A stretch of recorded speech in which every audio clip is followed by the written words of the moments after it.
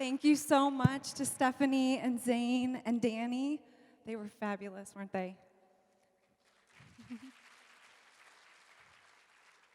I'm Jennifer Marshall, Executive Director of This Is My Brave, and I'd like to thank everyone for coming tonight for our evening of stories and music and poetry and cake featuring the Depressed Cake Shop. And we're celebrating this very brave and vitally important collection of stories, Shades of Blue. So please help me welcome the writers from Shades of Blue to the stage. Deborah D'Angelo, David Lacey, Alexa Rozalski, Patty Linsky, Beth Dunnington, Betsy Fassbinder, Holly Dexter, Karen Lynch, Linda Joy Myers, Jimmy Camp, Lyra Maywood, Jen Pasteloff, and editor Amy Ferris. And our special guests tonight, poets Ariel Astoria and Sophia Munch. And we are honored to feature musical performances by Julie Silver, Stephen Bishop, Jimmy Camp, and Shannon Curtis. And how about a big round of applause for Wonder, who was playing in the lobby as everyone arrived.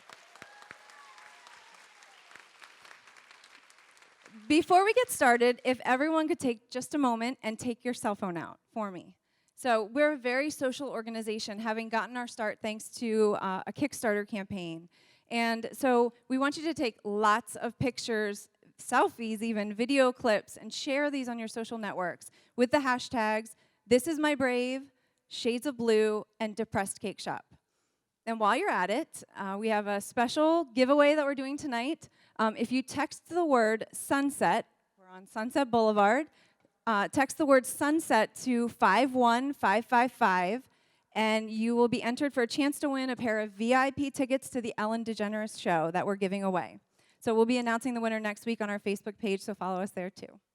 Now would be a good time to turn your phone to silent, and we will get started.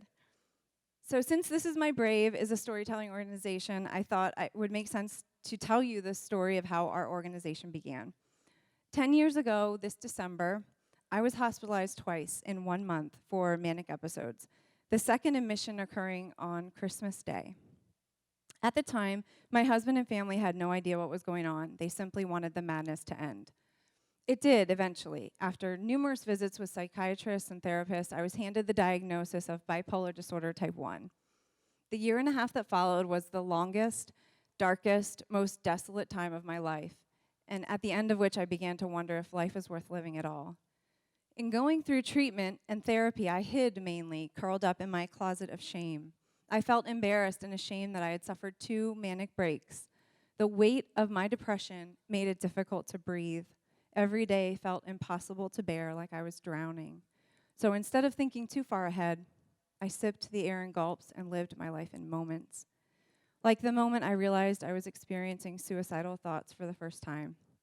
And the moment I realized I had to tell my husband, but was terrified because I didn't want to hurt or scare him.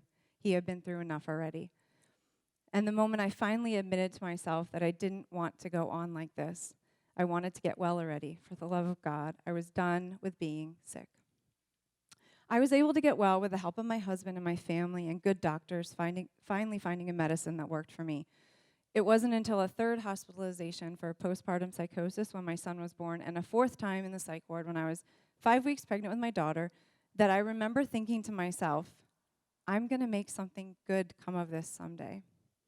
Cheryl Strayed, one of my favorite authors, wrote, "You don't have a right to the cards you think you've been dealt. You have an obligation to play the hell out of the ones you're holding." I met Cheryl at the Wild Mountain Memoir Writers Retreat in Seattle in March of 2013. She was the keynote speaker, and she was an incredible source of strength for me during the months that would follow. I had actually initially hoped to meet Cheryl when she was scheduled as a keynote speaker at another writers' conference where I ended up meeting Karen. So she and I kept in touch, and I'm so grateful she's here today.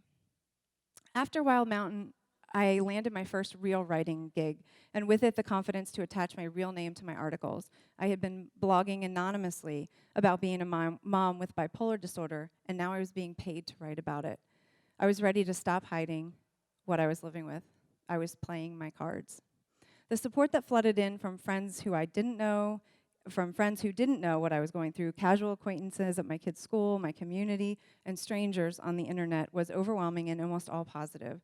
I felt the excruciating weight had been lifted off my back, and the calls, emails, and hugs I received from those who had read my story were further validation that I had made the right decision.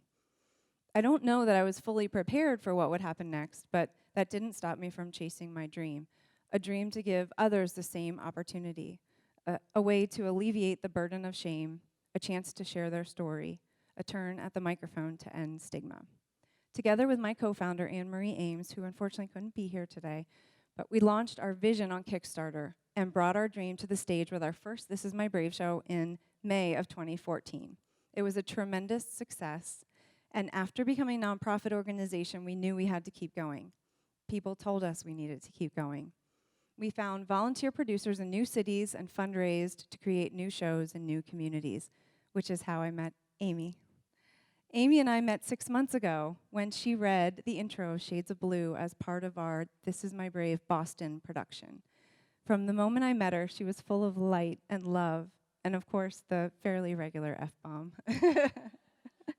But her courageous storytelling impressed me. But what impacted me more was her passion for helping people to realize that they're not alone in these mental health struggles, which actually touch us all. Because of Amy's drive to create this book, which we're here to celebrate tonight, countless individuals will find comfort, relief, and a sense of belonging. Please welcome my dear friend and the editor of Shades of Blue, Amy Ferris.